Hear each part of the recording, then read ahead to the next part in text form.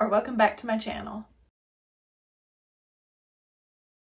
In today's video, we're going to talk about all the books I read in March. And March wasn't the best reading month I've ever had, but I still read several books. I will go through all the books I read. We had a couple of mysteries, a psychological thriller, and a YA fantasy romantasy book. So starting off with the first book that I read, The Last Thing He Told Me by Laura Dave. And I had actually read this book about 4-ish years ago. And I wanted to reread it because my book club was going to read the second book. And I wanted to refresh myself on the whole plot, the storyline, and all the characters. So I reread this and I actually enjoyed it the second time around than I did the first time. This book follows a woman named Hannah Hall who is married to Owen Michaels. And Owen has a teenage daughter from a previous marriage. Her name's Bailey. One day, Hannah receives a note. A kid dropped it off after school and said, "Mr. Michaels told me to give this to you," and on the note it says, "Protect her." As the day goes on, she never hears from Owen, he never calls, he never texts, and then Bailey finds a bag of cash and a note left for her from Owen in her locker. So Owen is missing, they have no clue where he is, they have no clue what's going on, and then the news breaks that there are some things going on at the company that Owen works for. So Hannah and Bailey work together to try to find out where Owen is, and the FBI gets involved. It's so good. And I started watching the show on Apple TV and I love it so far, but I'm only like 2 or 3 episodes in. So Hannah and Bailey are trying to figure out where Owen is. Is he who he says he is? And like, what in the world is going on? But I really enjoyed this book and I gave this one 4 stars. The next book I read in March was The First Time I Saw Him by Laura Dave, which is book 2 in this series. And this one picks back up where the first book left off. About 5 years later, Hannah and Bailey have gotten closer. Bailey's an adult now. Owen is still missing, but then they find out who Bailey's grandfather is and they form a relationship with him and they work with him to try to see if there is a way to get Owen back. And I liked this book a little bit better than the first one. I gave this one 5 stars. This was really good. The next book I read was Dear Debbie by Frida McFadden. This is a psychological thriller. It follows a woman named Debbie Mullen. She is a mother to 2 teenage daughters. She is a wife and she doesn't work a regular job. Like, she is an advice columnist for the local paper. And throughout the book we see some of the advice she gives to these women who are looking for sympathy and help, and that some of the advice that she gives is completely crazy and outrageous. But honestly, Debbie is a little crazy and outrageous. Then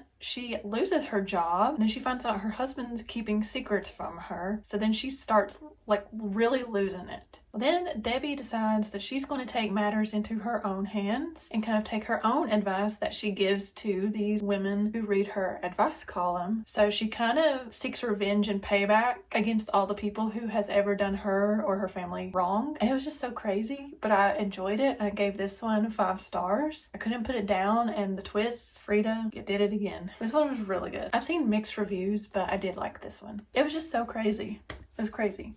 And then the last book I read in March was one of my Fairy Loot editions, 7 Deadly Thorns by Amber Hamilton. And this is a YA dark academic fantasy / romantasy.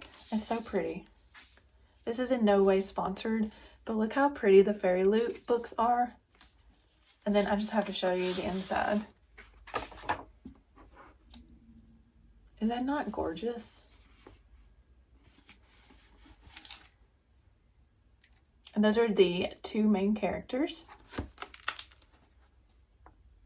I love the shimmer, the foil.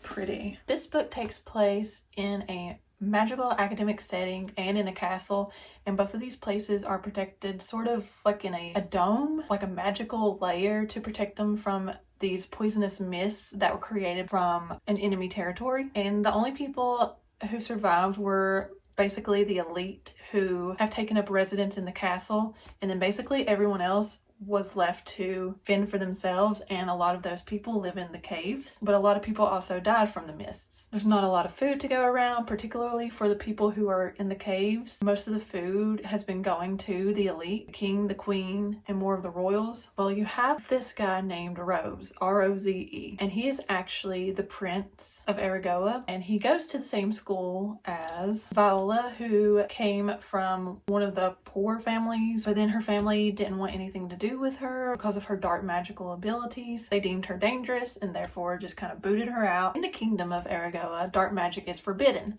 So the queen has tasked Rose, who is her assassin, yes, her son is her assassin, to go around and destroy all the people who have this dark magic, and one of them is Viola. So Rose is set out to kill Viola, and he has 7 days to complete the mission, and the queen tattoos 7 thorns on his arm, and each day that passes by that he doesn't complete the mission or one of the roses comes off, and then eventually he will perish. So they attend the same school. She's the only person who will stick up to Rose because he goes around with kind of like this arrogant attitude and he's not the nicest person, but he actually has a soft spot for Viola. So together they hatch a plan to keep her safe and try to keep him safe also. And let me also preface that something has happened to the king. He was found dead. Rose actually found him, and the queen actually blames his death on these dark magical beings, but Rose doesn't think that's what happened. So Viola has also offered to help him find out what actually happened and who is actually responsible for the king's death.